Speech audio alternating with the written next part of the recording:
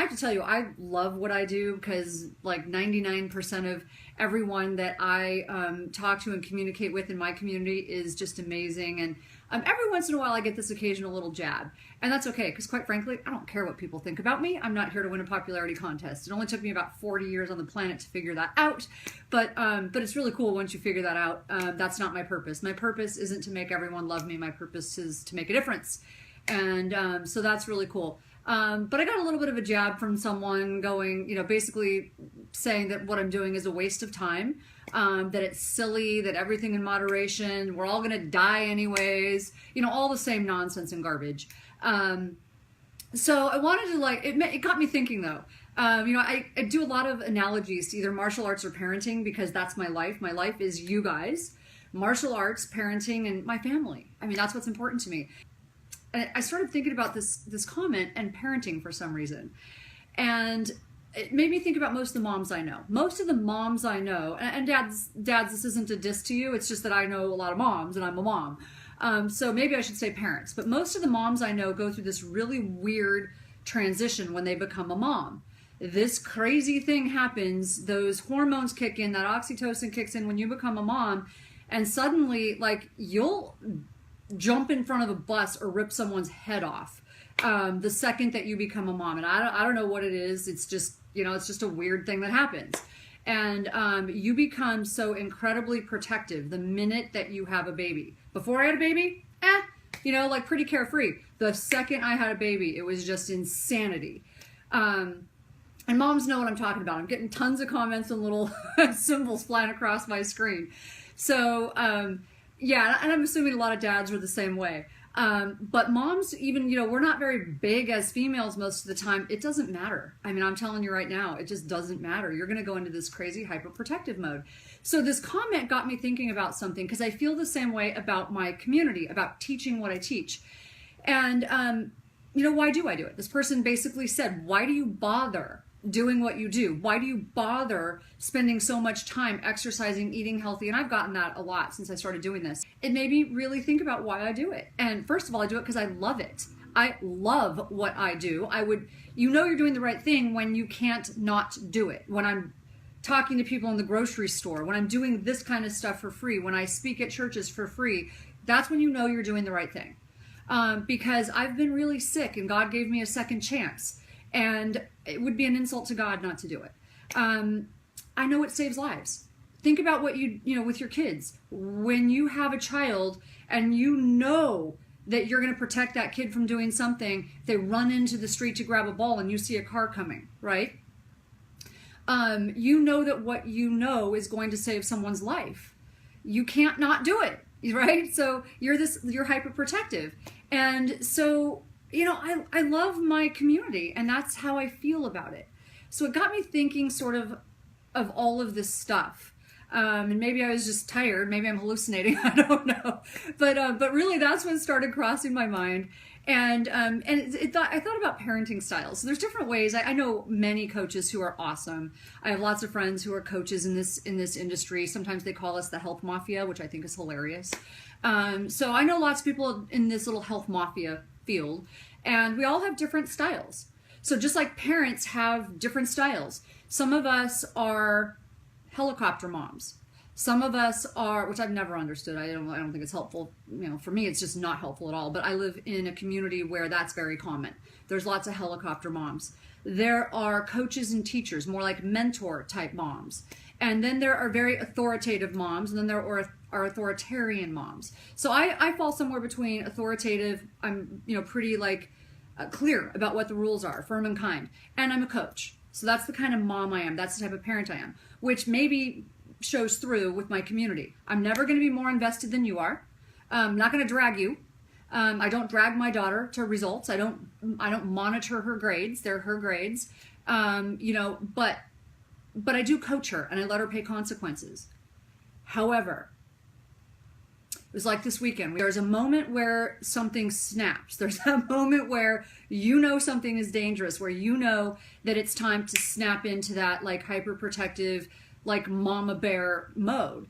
And then it's a whole different ball game. And that's sort of like when I see someone who's really sick. We get people in our clinics who are really sick, and that's my community. Most of my community is not well. They're suffering, you know, on the good end, they're just suffering with depression and anxiety. They're suffering with being a little overweight. But on the further end, they're suicidal, or they've got diabetes and heart disease and things like that. And that's when I get a lot more protective. Okay, so when someone asks me why I'm so intense about what I do, that's why. So just to give you a quick rundown of my weekend, I'm with 3 girls who, one of them looks more like she's 18, which is it's going to be the death of me. You know, and all the girls are, anyways, they don't look their age, but mine doesn't look quite as old. But they wanted to go, you know, down and watch the fireworks, and I told them I would take them down to get something to eat. And I have this philosophy: I don't shelter, I don't protect and hide. I believe in teaching, because if God forbid something ever happened to me, I want my daughter prepared. So I prepare her for what she's going to experience in the world, but I don't also want to overexpose her to things that are dangerous. So I went with them down there. We went to get something to eat, and it was insanity. And I immediately, like, I'm one of those people, I'm aware of everything around me. Like, I'm just paying attention to everything around me. I was attacked when I was 15 walking to high school, and so I'm like hyper aware of things going on. My husband gets highly annoyed by it. He's like, I can't even have a conversation with you when we go for a walk. You're like looking everywhere around you. But that's true. I am. So especially when I have these girls and we're walking down the beach, and my daughter is ahead of me. Some guy in his probably 30s is trying to hand her a drink. Someone else is trying to like grab one of the girls that is right next to her and pull her into a club. And I'm like, oh my gosh, we're just trying to go sit down and have dinner somewhere. And I just like sort of lost it.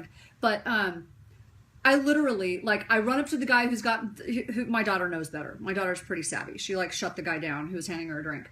I walked up to the guy, so I'm like, oh, so we're partying tonight, huh? We're gonna have a party? He didn't know I was with her. And he like looked at me, and apparently I had this look on my face that wasn't very pleasant.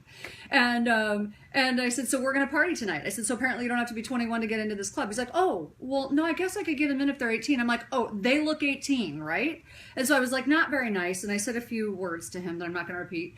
And he goes, okay, mama, I get it. I go, no, that's mama freaking bear to you.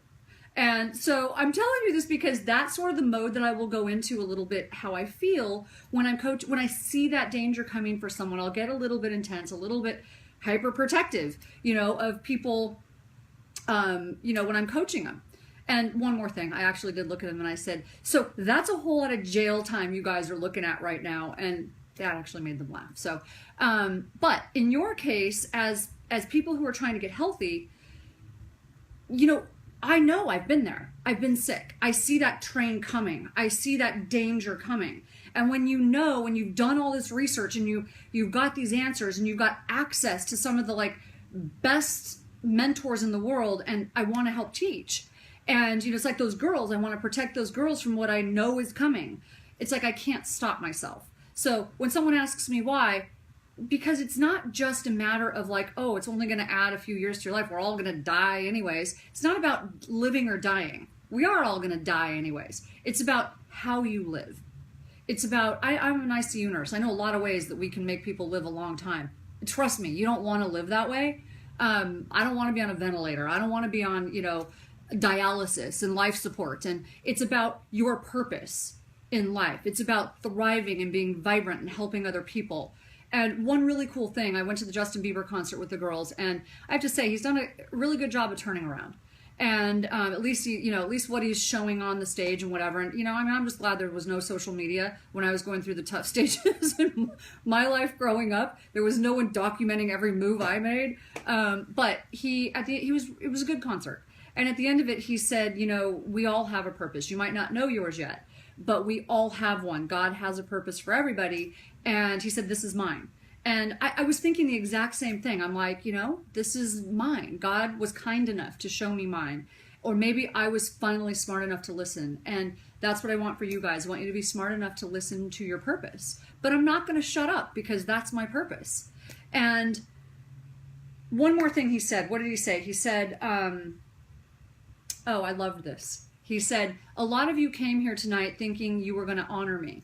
And he said, but honestly, I'm here to honor you. And I thought that was beautiful. So I feel the same way.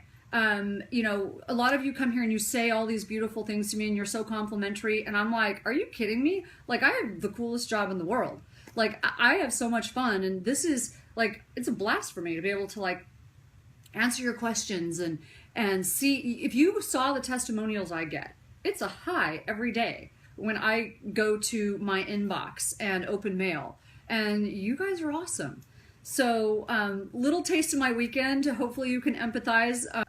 So I don't know if any of you have experienced that or are experiencing it, but it's going to be a challenging few years. When you have girls, you know, I have one girl. And a friend of mine who has 3 boys said, you know, I only have to watch out for 3 boys. You have to watch out for all of them. And now I know what she meant. So blessings to you all. Thanks a lot. Have a great day. Bye-bye.